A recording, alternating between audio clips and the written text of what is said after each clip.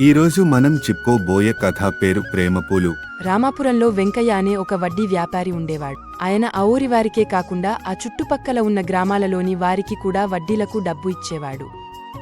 అయితే ఆనందపురం అనే గ్రామం నుంచి ఏ ఒక్కరూ వెంకయ్య దగ్గరకు అప్పు కోసం వచ్చేవారు కాదు. ఒకసారి వెంకయ్య అనుకోకుండా ఆనందపురం వెళ్లాడు. సహజంగా వ్యాపారికి ఉండే కుతూహలంతో వెంకయ్య ఆ ఊరి స్థితి గతులను పరీక్షించాడు. అక్కడ అందరూ ఆనందంగా ఉన్నారు. ఏ సమస్య లేకుండా జీవిస్తున్నారు. అందుకు కారణం ఏమిటని కూడా వెంకయ్య ఆరా తీశాడు. ఒక వృద్ధురాలు కొంతకాలం క్రితం మా ఊరికి ఒక ముని వచ్చాడు. ఆయన మాకు కొన్ని పూల మొక్కలు ఇచ్చాడు. ఆ మొక్కలకి పూలు గుత్తులుగా పూసేవి. ఒక పూల గుత్తిని మనం ఎవరికైనా ఇస్తే అది రెండింతలు అయ్యేది. అలా ఊరంతా అందరి ఇళ్లలోనూ ఆ పూల గుత్తులు ఉన్నాయి. అప్పటినుంచి మేం ఆనందంగా ఉంటున్నాం చెప్పింది. వెంకయ్యకి అసూయ కల్గింది. ఎలాగైనా ఆ ఊరిలోని వారందరికీ కష్టాలు వచ్చేటట్టు చేయాలనుకున్నాడు. ఒక రాత్రి రహస్యంగా తన మనుష్యులతో వారి దగ్గర ఉన్న పూల మొక్కలు, వాటికి ఉన్న పూల గుత్తులను పీకేసి ఎవరికీ కనిపించకుండా దూరంగా పడేశాడు. కుని ఆనందపురం వెళ్లాడు.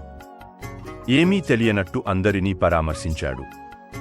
ఆ ఊరి స్థితిగతులు మారిపోయి మనుషుల మధ్య పొరపొచ్చాలు, గొడవలు కలిగి ఉంటాయని భావించాడు వెంకయ్య. కాని అక్కడి పరిస్థితిలో ఏమాత్రం మార్పులేదు.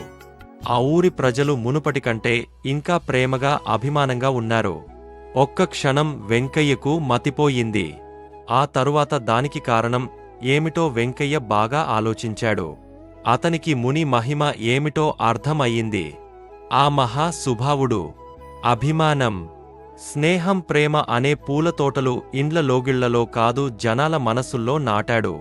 మొక్కల్లాగి అవి దినదినాభివృద్ధి చెందివారి హృదయం నిండి విచ్చుకున్నాయి. అందుకే బాహ్యంగా పెరిగిన మొక్కలు లేకపోయినా వారి ప్రవర్తనలో మార్పు రాలేదు. ఇక ముందు మార్పు రాదు కూడా అన్న సత్యం బోధపడ్డ వెంకయ్య ఇక ఆ ఊరి జోలికివే ప్రయత్నం చేయలేదు. ఇంకా మరిన్ని ఆసక్తికరమైన వీడియోలు కావాలి అనుకుంటే మా ఛానల్ను సబ్స్క్రైబ్ చేయండి.